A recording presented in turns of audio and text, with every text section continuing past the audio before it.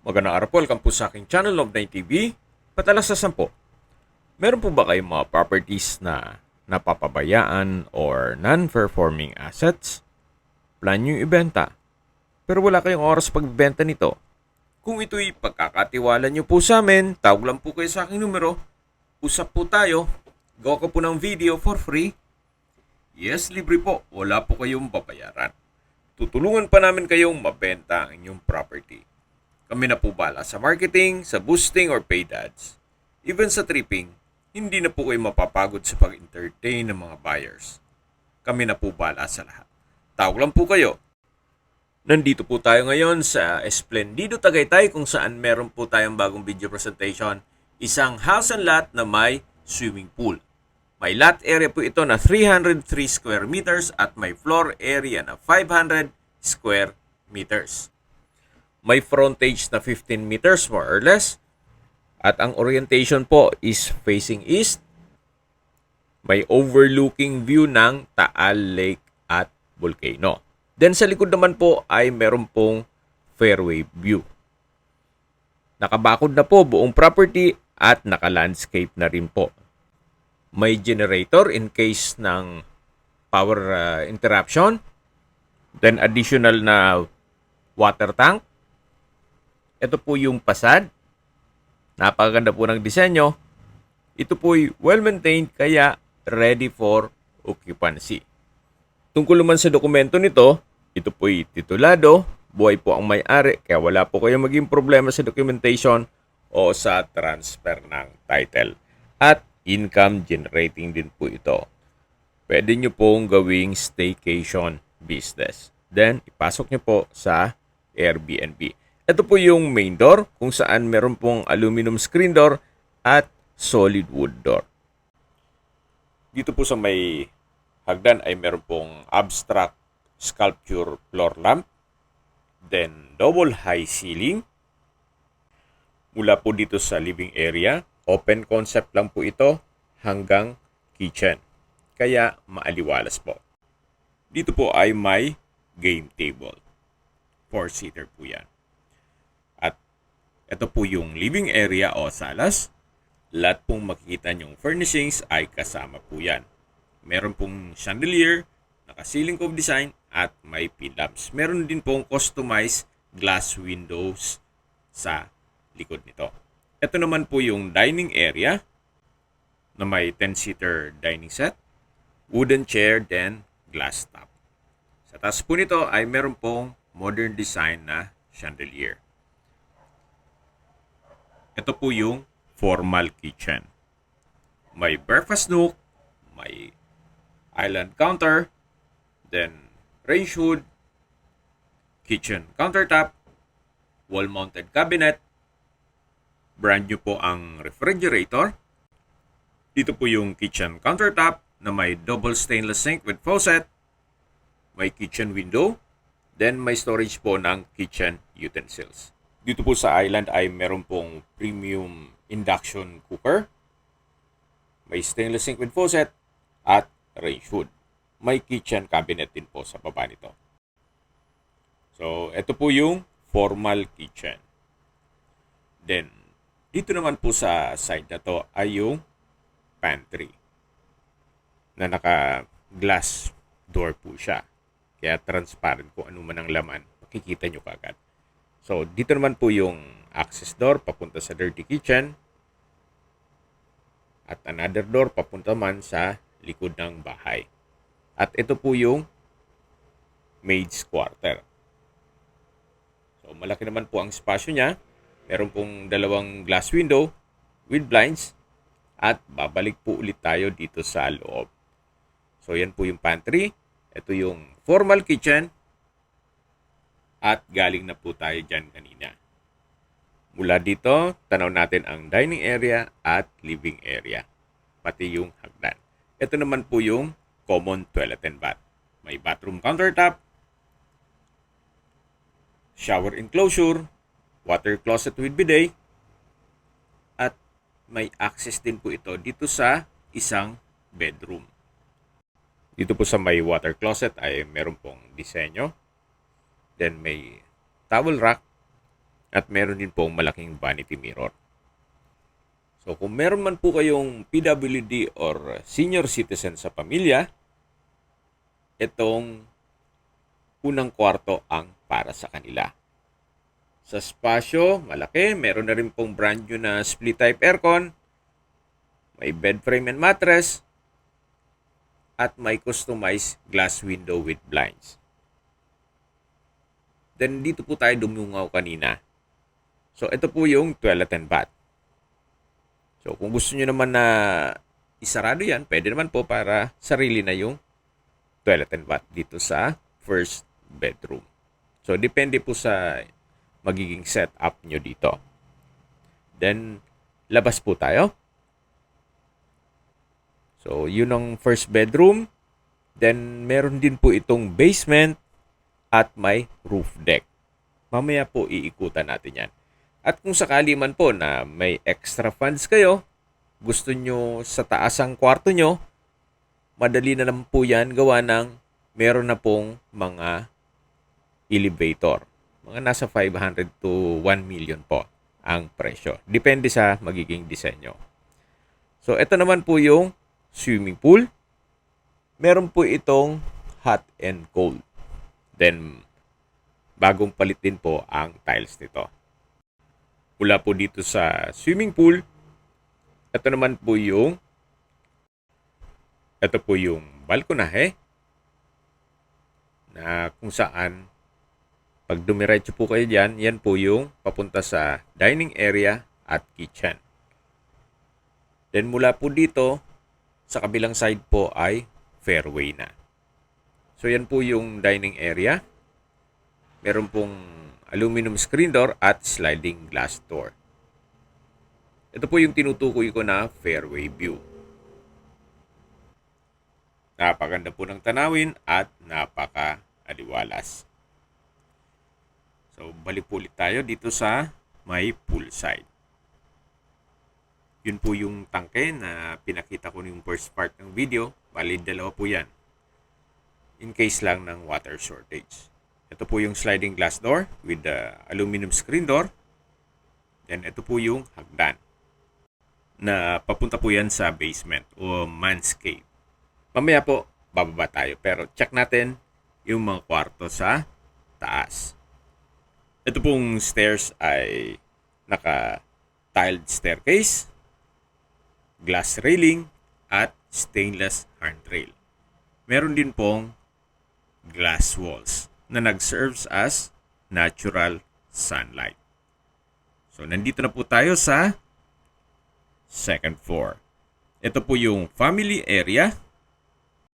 May sofa set at glass center table. Sa dulo po ay may glass window with blinds. Then, meron pong sliding glass door with the aluminum screen door. Papunta man dito sa balkonahe. So, mula po dito sa balkonahe, ito naman po ang view. Meron pong mountain view, fairway view, at hanggang sa dulo po yan.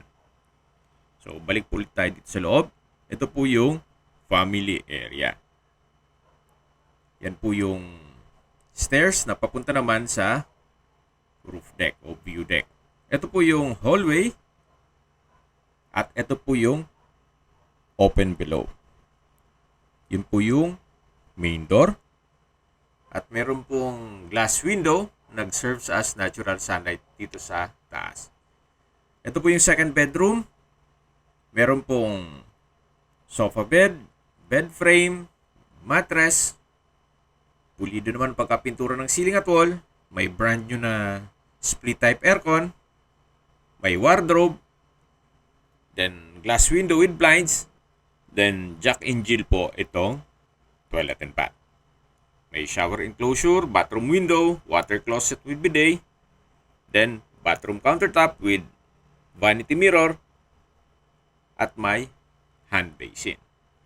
Ito naman po yung kabilang kwarto. So, yan po yung pangatlong kwarto na o room 3. So, sharing po ito, Jack and Jill. Yan po ulit yung second bedroom na may sofa bed. Labas na po tayo para check natin yung kabilang kwarto. Ito po ulit yung hallway.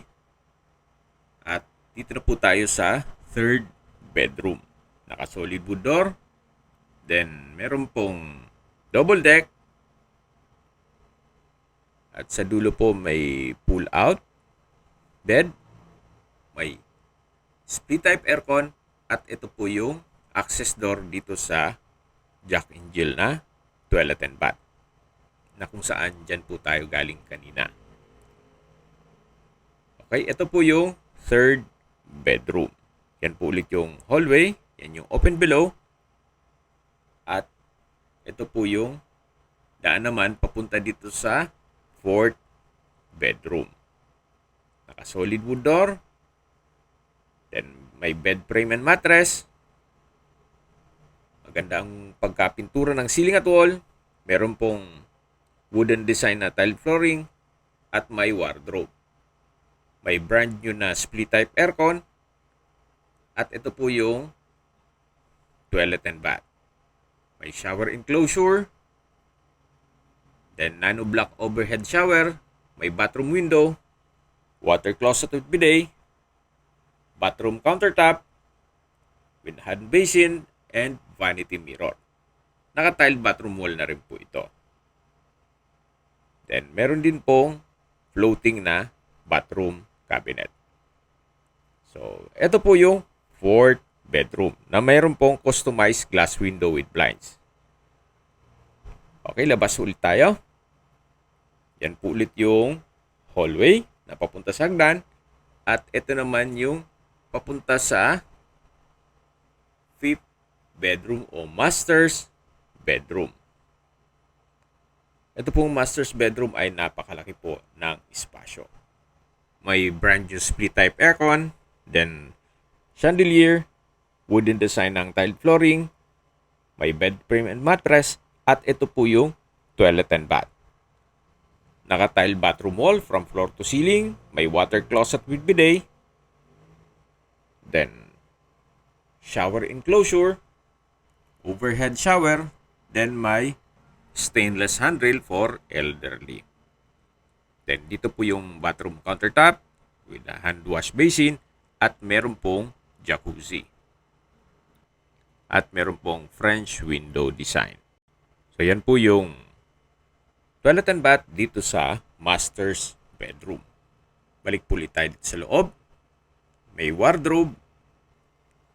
Meron po ditong aluminum screen door na access door po ito dito sa may balkonahe.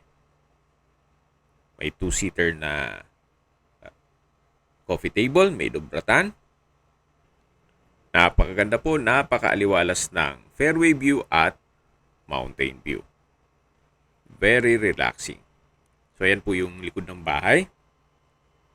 At yan po yung glass window. So balik po ulit tayo dito sa loob. Tunghayin nyo po ulit itong master's bedroom. Meron pa pong isang access door na naka-aluminum screen door. Dito naman po ay sa gilid ng bahay na may balkonahe na may stairs in case ng emergency papunta sa baba. So ito po yung master's bedroom o fifth bedroom na po ito. Balik po ulit tayo dito sa hallway. Then, ito naman po yung access door na papunta naman dito sa balkonahe. So, marami pong balkonahe ito. Sa ilalim po nito ay yung covered car garage at kakasya po ang dalawang sasakyan. So, balik po ulit tayo dito sa hallway. Yan po yung fourth bedroom. Then dito yung third bedroom, yung second bedroom, at ito po yung open below. So, galing na po tayo dito kanina. Then, dito naman yung family area, at ito po yung spiral stairs na naka-tiled staircase. glass railing, at stainless handrail. Papunta po ito sa roof deck. So, samahan niyo po ako. Kaya po tayo. Then dito po ay meron pong access door na may aluminum screen door. So, meron pong mga outdoor chairs and tables. Then, naka-tile flooring na rin po dito. At meron din pong common restroom. Na maayos naman po ang toilet fixtures. Then, dito po sa side na to ay yung fairway view at mountain view. Yan po yung view mula dun sa second floor. Napaganda po. At mula naman po dito sa dulo, yan po yung buong view deck. Then, dito naman po ay meron pong Taal Lake at Volcano View. Napaganda po, napakaaliwalas, sariwang hangin, at malamig po ang klima. Napakaganda po nito para sa inyong retirement. Kung malayo pa naman ang panahon na inyong pagre-retiro, maganda rin po itong investment na pwedeng gawing staycation business. Habang pinagmamasdan nyo po ang kapaligiran at mag-iikot po tayo dito sa bahay, pag-usapan natin ang distance, location, at travel time. Mula po sa Twin Lakes, ang distance is 3.1 kilometers at ang travel time is 5 minutes. Mula naman po sa Tagaytay Rotonda, ang distance is 13.9 kilometers at ang travel time is 18 minutes. Kumpleto na po doon gaya ng malls, hotels, restaurants, banks, schools, church, at hospital. Yan po yung lagi kong binabanggit sa aking video na dapat nyo i-consider sa paghanap ng property, yung meron pong malapit na hospital. Hindi ko naman po sinasabing sakitin kayo, yan naman po for emergency purpose lang naman. At mula naman po sa Calac Silang Interchange, ang distance is 29 kilometers at ang travel time is 38 minutes. Mula naman po sa Manila o sa airport, ang distance is 71.5 kilometers at ang travel time is 1 hour and 23 minutes. Okay, sa presyo na po tayo. Binebenta po ito ni owner sa halagang 45 million pesos. Okay, bago natin tapusin ang video, at bababa po muna tayo sa basement. Yan po yung family area dito sa second floor. At ito na po yung spiral stairs na pababa ng ground floor at basement. Napakalaking bagay po nitong glass walls. Nag-serve as natural sunlight. At yan po yung living area, dining area, kitchen, at yung main door. So, dito na po tayo sa may pool area. Yan po yung access door papunta sa swimming pool. At ito na po yung spiral stairs papunta sa man cave or basement. Ito pong hagdan ay naka-tiled staircase na rin siya. Then naka-stainless handrail. So malaki naman po ang espasyo dito. Meron pong metal rack. Then common toilet and bath. Maayos naman ang toilet fixtures. Naka-tile bathroom wall. Ito po yung first bedroom na may split type aircon. Napakalaki po ng espasyo. Ito naman po yung entertainment area. May billiard table, brand new aircon. Then meron din pong music room at game room. May bar din po siya. At dito naman yung access door na papunta po ito sa may garahe. So yan po, lahat pong espasyo ay nagamit po nila. Wala pong nasayang. So, nasa inyo na po kung anong assessment nyo dito sa property. Kung may mga katanungan po kayo, tawag lang po kayo sa aking numero. At sa mga kababayan naman natin nasa ibang bansa, meron po akong Telegram. Sa mga iPhone user naman, may iMessage. Meron din pong Imo, Skype, Viber at WhatsApp. Same number lang po, 0917-316-3399. Sa mga nagtatanong naman po ng aming Facebook, meron po kaming Facebook page na Nov9TV at Facebook Reel Video. Meron din pong TikTok at Instagram. May ibang YouTube channel po kami na The Nov9TV channel, Nov9TV Listings, at Nov9TV On The Spot. Real talk, real fast. Sana po naibigan nyo ang video presentation. Paki-like and subscribe na lang po sa aking channel para ma-update din po kayo sa aking future listings. Kung sakali po hanap nyo yung mas malaking sukat na lupa, meron din po kami ibang listings na pwede nyong pagpilian. Huwag po kayo mag-atubiling tumawag sa amin, then let us know your budget para malaman namin kung anong property pwede naming alok sa inyo. Sa lahat pong viewers, subscriber at nagtiwala po sa amin, salamat po sa suporta. Ingat po kayo lagi at yung pamilya. Maraming salamat po.